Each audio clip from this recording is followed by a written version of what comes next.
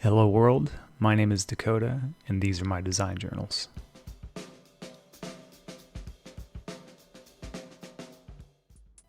Today, I'm going to talk about my latest released, Thump, a playable music visualizer.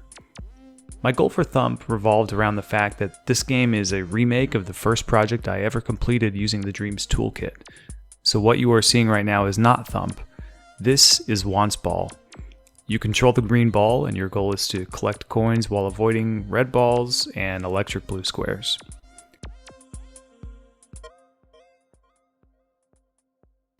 Thump is in many ways the spiritual successor to Once Ball. I wanted to retain the simple gameplay mechanics, but push the experience as much as I could in other ways. In short, my design goals for Thump were to leverage strong use of secondary and tertiary feedback to push great game feel. This led me to really hone in on this idea that Thump is a musical visualizer with a gameplay component. It's a game I wanted the player to feel as they played. Thump is also the first project I've released that was made in collaboration with another designer, Vince Cully. It was a great collaborative experience that ended up shaping the end product in interesting ways, as I'll get into later. Thump retains that basic gameplay. You navigate the green object, affectionately referred to as Chip in the patch notes. The player moves Chip across the screen, seeking out coins while avoiding hazards. There are 3 hazards in Thump: static electric nodes, moving fireballs, and the occasional screen-splitting laser beam. These 3 hazards may not seem like much, but they each offer different gameplay challenges to the player. The nodes are static, but they spawn randomly each game, so each playthrough has a different topology of safe and unsafe spaces on the screen. Fireballs move at a constant rate and require the player to anticipate their direction, which requires a small amount of planning ahead on the player's part. The beams test the player's attention and reaction. They are always foreshadowed by an audio and visual cue, which allow the player a few moments to decide which side of the beam they want to be stuck on for the period of time that the beam is active. This provides the player a small amount of strategic decision making in the heat of gameplay. Finally, we have the groove ring. As you play, the ring at the top center of the screen fills, and once filled, provides the player a bonus boon for a period of time. What this boon is and how the ring is filled varies on a per-song basis. Each track you play in Thump has slightly different groove ring mechanics to provide the player some mild variation in gameplay.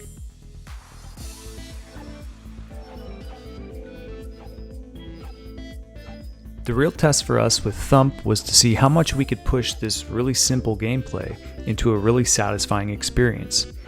We wanted to leverage as many smart feedback choices, or juice, that we could to make that simple gameplay really sing. Feedback comes in all shapes and sizes, and with Thump, we leveraged all the tools that we could think of to make gameplay look and feel really sharp. When you collect a coin, for instance, a number of subtle things are happening in tandem that all combine to make the action of collecting it really satisfying. We have a small bit of controller rumble, a touch of screen shake, and most importantly, I think, hit stop. Notice that Chip and the fireballs all stop moving for a brief moment, 1 frame actually, when each coin is collected. Finally, upon collection, we have a Despawn Animation that plays, in addition to bright neon particles being emitted. This really gives coin collecting an impact and weight that the player can feel. Let's take a closer look at the way particles are emitted from the nodes and the fireballs. If you watch closely, you can see that they're in tandem with the music of the game. A design pillar that we kept in our minds while making Thump was gameplay affects music, which affects visual effects. Playing well grows the music, and the music drives the particle emission you see from the actors, as well as driving some of the VFX seen on the outsides of the borders of the play space. As you play Thump, the music responds systematically.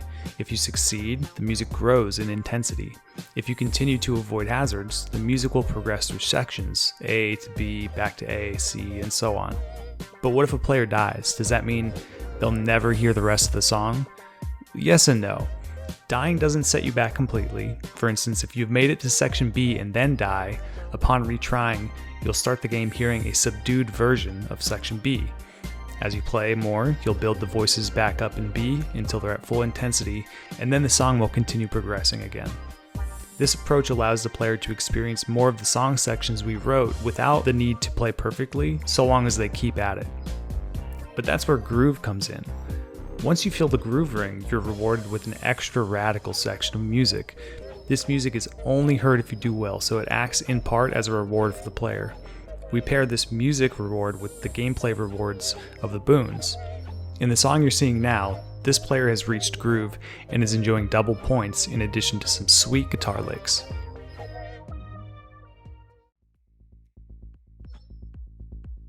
When we first released Thump to players, the biggest piece of feedback was that Chip didn't feel good to control. We had originally implemented a movement scheme that had some intentional idiosyncrasies. It was easier to get around by moving in a wavy pattern, which kind of felt like dancing. However, this clashed with players' expectations and left them feeling like the game was just not responsive.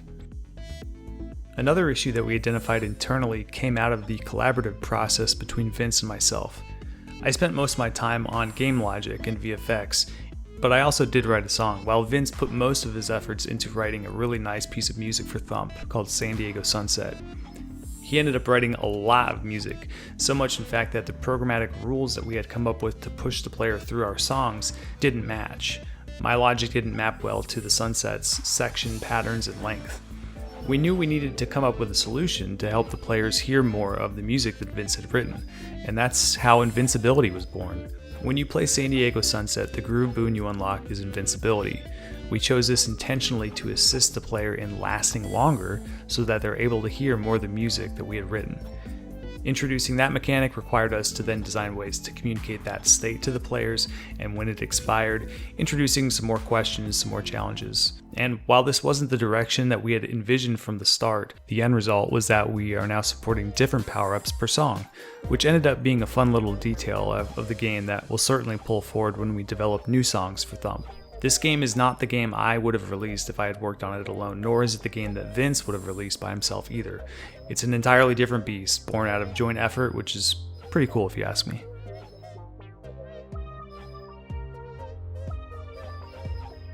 So what's next? Well, we've already updated Thump and improved that movement scheme that players had had trouble with. People are playing the game and saying it feels much better, so we're pretty stoked about that. Also, now that we've established the core gameplay and templates for our music logic, we can easily add more tracks to Thump with minimal effort. We're also playing with this idea of allowing the player to select which power-ups they receive by filling their groove ring in real time mid-match. This would add a layer of depth to Thump, providing players more opportunities to make meaningful decisions in each run. And that's Thump. It's quickly become one of my proudest works, and I'm very happy so many players are enjoying it. It was really awesome collaborating with another designer as well. Players, please continue to hammer those scoreboards, and until next time, peace.